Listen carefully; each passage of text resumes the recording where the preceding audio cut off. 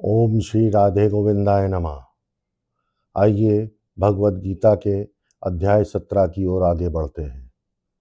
अर्जुन बोले, हे श्री कृष्ण, जो लोग शास्त्र विधि छोड़कर फिर भी श्रद्धा के साथ पूजा करते हैं, उनकी श्रद्धा सात्विक है, राजसिक है या तामसिक।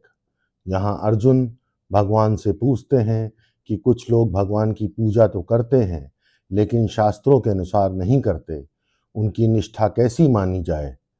क्या वह शुद्ध यानी सात्विक है या फलों के लोभ में यानी राजसिक है या अज्ञान और जड़ता वाली यानी तामसिक है?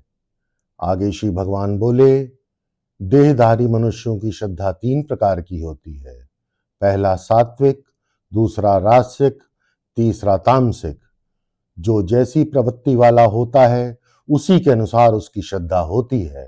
अब उसे तू सुन।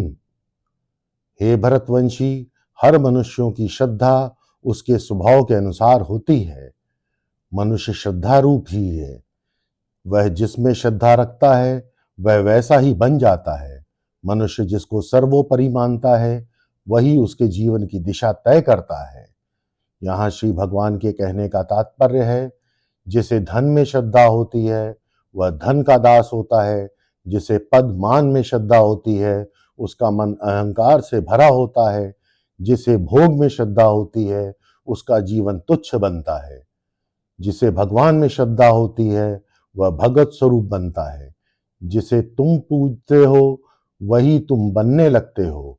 इसलिए श्रद्धा भगवान में होनी चाहिए, न कि संसार में। आगे श्री भगवान कहते हैं कि सात्विक मनुष्य देवों की उपासना करते हैं। राजसिक लोग यक्षों और राक्षसों की पूजा करते हैं और तामसिक लोग भूत प्रेत तथा पिशाचों की उपासना करते हैं। यहाँ श्री भगवान कह रहे हैं कि सात्विक प्रकृति वाले शांत, पवित्र, कल्याणकारी देवताओं की पूजा करते हैं। राजसिक प्रकृति वाले शक्ति, ऐश्वर्य व लाभ के लिए यक्षों व राक्षसों की पूजा करते हैं। तामसिक प्रवृत्ति वाले अंधविश्वास, डर, हिंसा, तंत्र, मंत्र, भूत प्रेत आदि में श्रद्धा रखते हैं। मनुष्य की पूजा और साधना उसकी प्रकृति का दर्पण है। जो लोग शास्त्रों के अनुसार न चलकर अपनी मनमानी से बहुत कठोर और भयानक तप करते हैं, वे दंभ और अहंकार से भरे हुए होते हैं तथा कामनाओं के वश में रहते हैं। यहाँ भगवान के कहने का तात्पर्य है कि ऐसे मनुष्य तप तो करते हैं परंतु ईश्वर के लिए नहीं, बल्कि दिखावे के लिए यानी दंभ के लिए, अहंकार बढ़ाने के लिए और अपनी इच्छाओं की पूर्ति के लिए कठोर साधनाएं करके वे सोचते हैं कि हम बहुत बड़े साधक हैं, परंतु यह साधना नहीं, आसुरी प्रवृत्ति है। उनका यह तप मन को कठोर बनाता है, हृदय में नम्रता नहीं आने देता और भगवान की ओर नहीं ले जाता। इसलिए भगवान बताते हैं ऐसा तप व्यर्थ और हानिकारक है। आगे श्री भगवान कहते हैं, जो लोग शास्त्र विरुद्ध आचरण करके अपने शरीर और उसमें निवास करने वाले देवतुल्य तत्व यानी इंद्रियों आदि को कष्ट देते हैं और भीतर स्थित परमात्मा से भी कष्ट समान व्यवहार करते हैं, उनको तू निश्चित ही आसुरी निश्चय वाला समझ। यहाँ श्री भगवान कह रहे हैं कि कुछ लोग गलत प्रकार से तप करते हैं जिससे शरीर को अनावश्यक यातना होती है। प्रकृति के गुण दूषित होते हैं इसके कारण और मन कठोर हो जाता है। अंतःकरण की शुद्धि नहीं होती। वे सोचते हैं कि हम बहुत बड़े तपस्वी हैं, परंतु वास्तव में वे मूर्ख हैं। शरीर को कष्ट पहुंचाना वास्तव में उसके साथ अंदर बैठे भगवान को भी पीड़ा पहुंचाना है। ऐसे लोग भगवान पर भरोसा नहीं करते और अपने अहंकार से चलकर तप करते हैं। इसलिए भगवान कहते हैं, इन्हें आसुरी वृत्ति वाला जानो।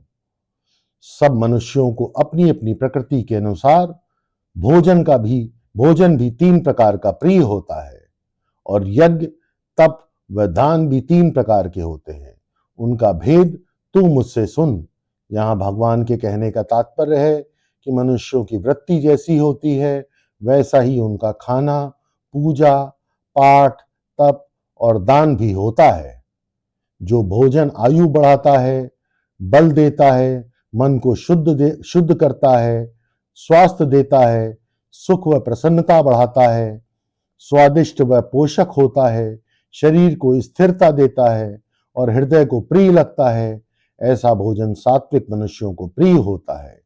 यहाँ भगवान के कहने का तात्पर्य है, सात्विक मनुष्य वही भोजन करता है जो शरीर व मन दोनों के लिए हितकारी हो, जिसमें अधिक मसाला, मिर्च व उत्तेजना ना हो, जो सरल, शुद्ध व पचने में हल्का हो, स्वाभाविक रस युक्त हो, यानी प्राकृतिक हो।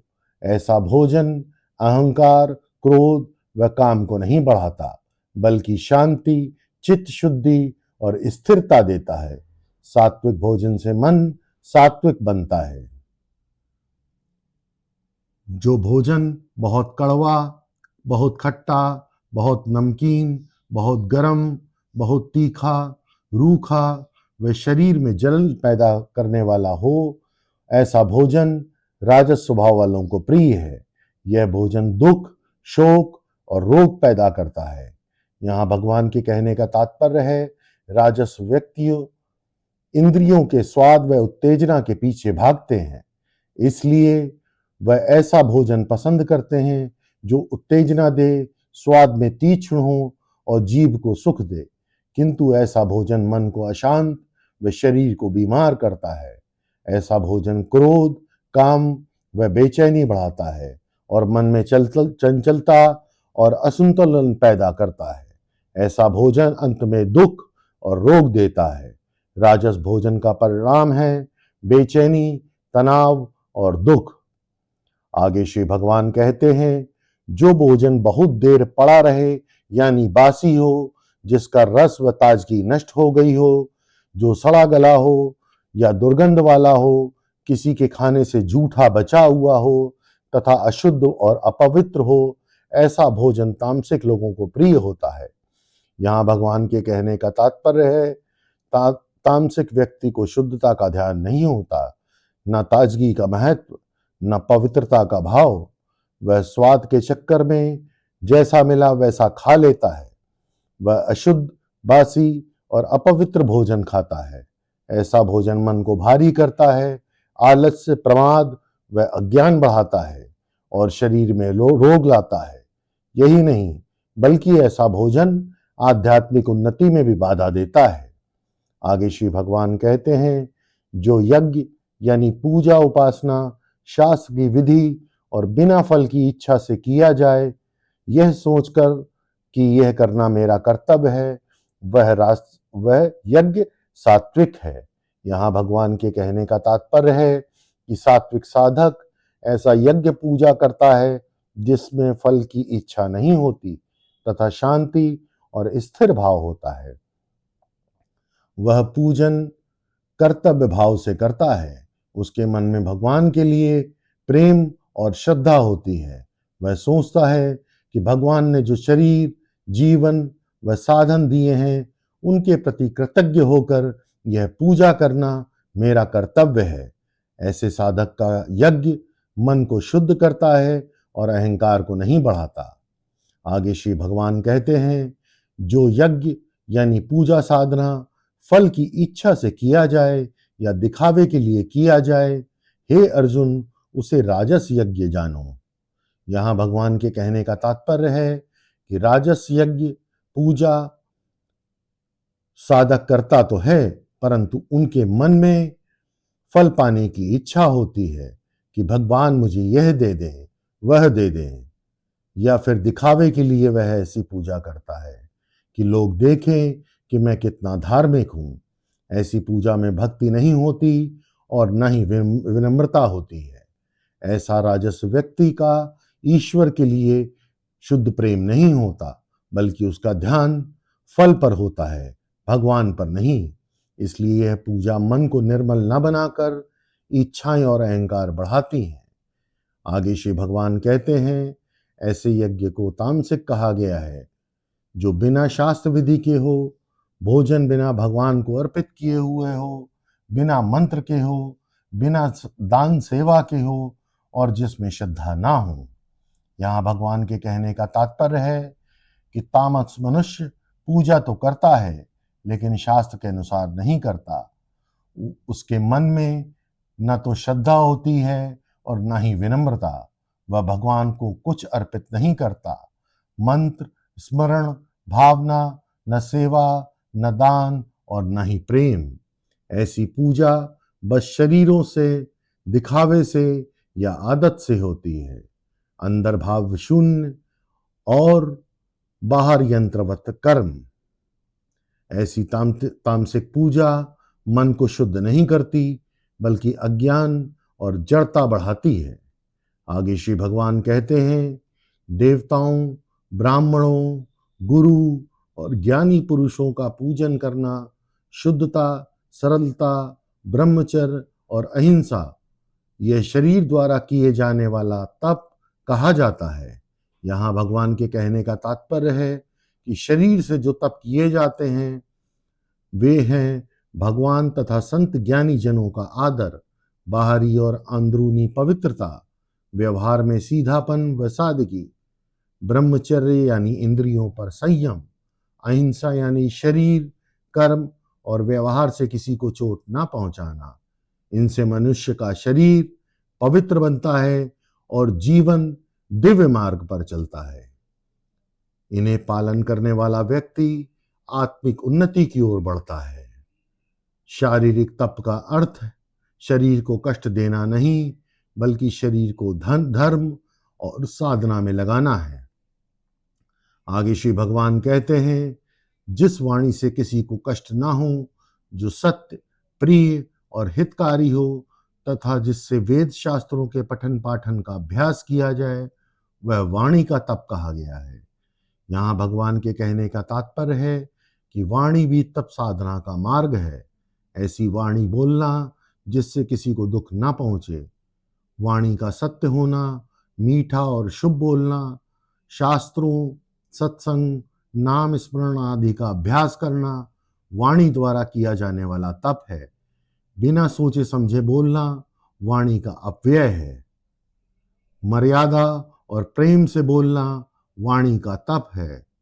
सत्य भी ऐसा हो जो हृदय को मोह ले, ना कि हृदय में चुभे। कटु सत्य बोलने को धर्म नहीं कहते। सत्य को मिठास में लपेटकर हित के लिए बोलना ही धर्म है। आगे श्री भगवान कहते हैं कि मन की प्रसन्नता, सौम्यता, मौन, मन का संयम और भावों की पवित्रता ये मन का तप कहलाते हैं। यहाँ भगवान के कहने का तात्पर्य है, बाहरी तप से पहले अंतःकरण का तप आवश्यक है। मन का तप है मन को निरंतर प्रसन्न रखना, कोमल, शांत और प्रेमपूर्ण वृत्ति रखना, व्यर्थ विचारों को रोकना, मन को विषयों की तरफ न दौड़ने देना, हृदय की शुद्धता, किसी के प्रति द्वेष नहीं, मन का शांत और पवित्र होना ही असली तप है। वाणी मौन हो जाए, यह छोटा मौन है। विचार मौन हो जाए, यह बड़ा मौन है। मन को कोई विकार ना हिला सके, यह साधक की विजय है। आगे श्री भगवान कहते हैं, जो तप देह, वाणी और मन की उत्तम श्रद्धा से फल की इच्छा रहित होकर एवं योग युक्त मन से किया जाता है, वह सात्विक तप कहा गया है। यहाँ भगवान बता रहे हैं कि साधक जब श्रद्धा से, एकाग्रता से, बिना किसी लाभ की इच्छा के और ईश्वर स्मरण भाव से तप करता है, तब वह सात्विक तप कहलाता है। साधक का भाव, मैं ईश्वर को प्रसन्न करने के लिए ये तप करता हूँ, मुझे इसके बदले कोई कुछ नहीं चाहिए, ऐसा तप मन को निर्मल करता है और ईश्वर के निकट ले जाता है।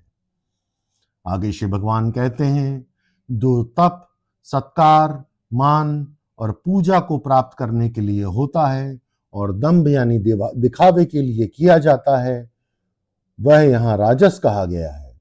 वह अस्थिर और क्षणिक है। यहाँ भगवान बता रहे हैं, यदि कोई मनुष्य तप, पूजा, यज्ञ, दान, व्रत आदि इसलिए करता है कि लोग हमारी प्रशंसा करें, हमें सम्मान मिले, लोग हमें बड़ा साधु समझें और हमारा मान बढ़े, तो वह तप राजस है। ऐसे तप का फल क्षणिक है। यहाँ यहाँ यह न तो मन को शुद्ध करता है, न ही ईश्वर प्राप्ति देता है। ऐसे तप में ध्यान ईश्वर पर नहीं, बल्कि स्वयं को बड़ा दिखाने पर होता है। इसलिए यह तप स्थिर फल नहीं देता।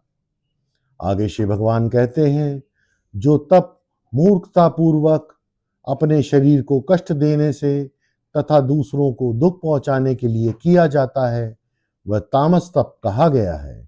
यहाँ भगवान बता रहे हैं, जिस तप को बिना समझ के शरीर को कष्ट देकर किया जाता है तथा दूसरों को नीचा दिखाने के लिए किया जाता है, या बदला लेने की भावना से व्रत अनुष्ठान किया जाता है, वह तामसी तप होता है। आगे श्री भगवान कहते हैं, जो दान कर्तव्य समझकर बिना किसी प्रत्युपकार की इच्छा के उचित स्थान, उचित समय और योग्य व्यक्ति को दिया जाता है, वह सात्विक दान कहा गया है। यहाँ भगवान कहते हैं कि सच्चा दान वह है जो कर्तव्य समझकर दिया जाए, बिना किसी स्वार्थ, बदले की आस के या नाम शोहरत की इच्छा के। योग्य व्यक्ति को दिया जाने वाला दान ही सात्विक दान है, तथा जो समय और परिस्थिति के अनुसार सही जगह दिया जाए। दान दिल से होना चाहिए, बदले की आशा से नहीं। मैं इसलिए देता हूं क्योंकि यह मेरा धर्म है। ऐसा दान मन को निर्मल करता है और ईश्वर प्रसाद समान होता है। जो दान प्रत्युपकार की इच्छा से अथवा फल की इच्छा से और कष्ट के साथ यानी मन मारकर दिया जाता है, वह राजस दान कहा गया है।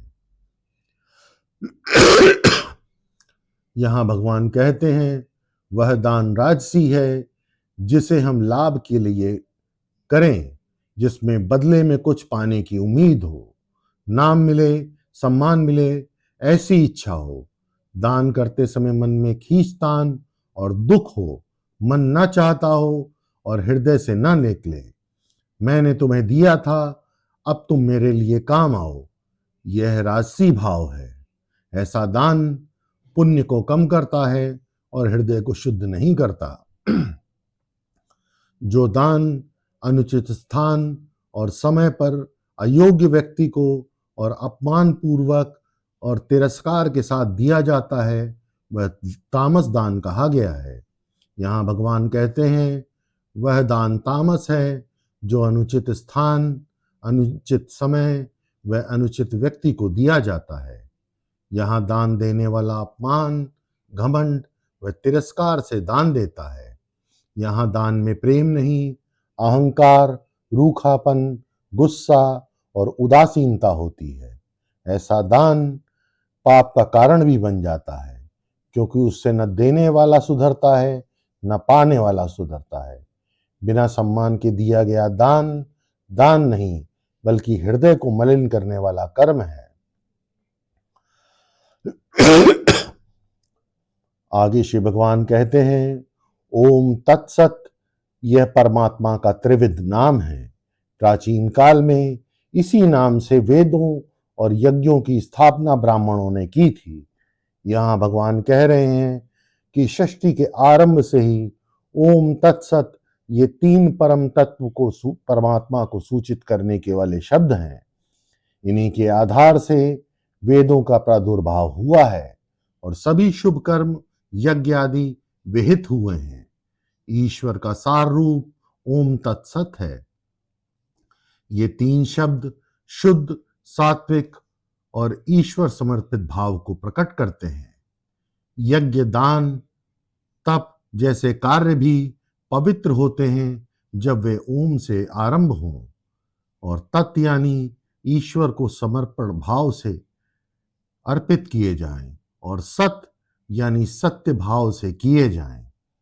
इसलिए शास्त्रों में कहा गया है, कर्म ईश्वर को अर्पित करके सत्य भाव से करो, तभी फल शुद्ध मिलता है।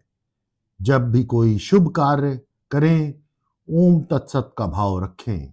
इससे कर्म असत्य अहंकार में नहीं बल्कि ईश्वर समर्पित हो जाता है। इसलिए ब्रह्म को जानने वाले महापुरुष शास्त्रों के अनुसार यज्ञ, दान और तप आदि क्रियाएं ओम का उच्चारण करके सदा आरंभ करते हैं।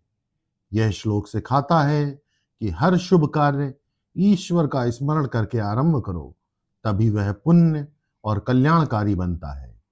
कोई भी कार्य आरंभ करें, चाहे वह पूजा हो या ऑफिस का काम, व्यापार में नया सौदा, नई यात्रा, भोजन शुरू करते समय, पढ़ाई शुरू करते समय, बस मन ही मन कहें ओम और भाव रखें कि हे भगवान, यह आपका ही कार्य है। आगे श्री भगवान कहते हैं कि मोक्ष की इच्छा रखने वाले पुरुष फल की इच्छा न करते हुए तत् का उच्चारण करके यज्ञ, तप और दान आदि विविध कर्म करते हैं। यहाँ भगवान कह रहे हैं कि फल की आसक्ति का त्याग करके भगवान को समर्पित होकर कर्म करो, यही मोक्ष मार्ग है। दान करते समय मन में यह भाव ना हो कि लोग मुझे दानी कहें, बल्कि भाव हो यह सब प्रभु का है और उन्हीं को समर्पित है। आगे श्री भगवान कहते हैं, सत शब्द का प्रयोग सत्य और सद्भाव के अर्थ में होता है और प्रशंसनीय तथा श्रेष्ठ कर्म में भी सत शब्द का प्रयोग किया जाता है। यहाँ भगवान कह रहे हैं कि सत का अर्थ है सत्य, पवित्रता व श्रेष्ठता। जहाँ सच्चाई, पुण्य, शुभ भाव व भलाई होती है, वहाँ सत होता है। जो कर्म शुद्ध भाव से किए जाते हैं वे सत्कर्म हैं। आगे श्री भगवान कह रहे हैं, यज्ञ, तप व दान में स्थिरता भी सत कहलाती है और जो कार्य केवल भगवान के लिए किया जाए वह भी सत कहलाता है। आगे श्री भगवान कहते हैं, हे अर्जुन, बिना श्रद्धा के किया हुआ हवन, दान, तप व अन्य कर्म असत कहलाता है। ऐसा कार्य न इस लोक में फल देता है न ही परलोक में। श्री भगवान के कहने का तात्पर्य है, धर्म कर्म यदि श्रद्धा, प्रेम और ईश्वर भाव के बिना है तो वह असत है। बाहरी रूप से बड़ा काम दिखे, चाहे वह दान, पूजा, तप, सेवा, किंतु यदि मन में श्रद्धा नहीं है तो उसका मूल्य शून्य है। कर्म का महत्व नहीं बल्कि भाव का महत्व है। श्रद्धा विहीन कर्म न संसार में सुख देता है न भगवान को भाता है। ऐसा कर्म केवल दिखावा, अहंकार, आदत या मजबूरी होता है। ईश्वर को कर्म नहीं चाहिए बल्कि भाव चाहिए। श्रद्धा के बिना धर्म कर्म सूखा ढांचा है।